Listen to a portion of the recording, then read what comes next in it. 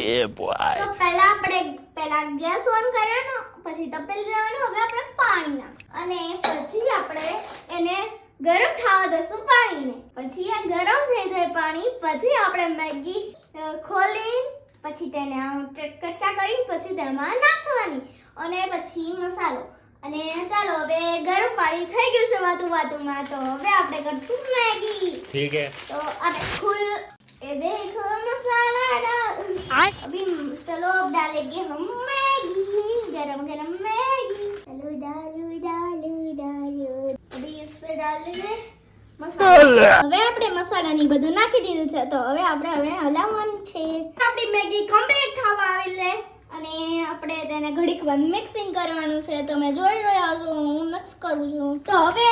મને એમ લાગે છે કે વધારે પાણી થઈ ગયું છે તો હવે આપણે ગેસને ફૂલ કરીને તેને આપણે મેગીને ચાલુ રાખીશું તો હવે આપણી મેગી કમ્પ્લીટ થઈ ગઈ છે તો અત્યારે હું તમને ટેસ્ટ કરીને બતાવું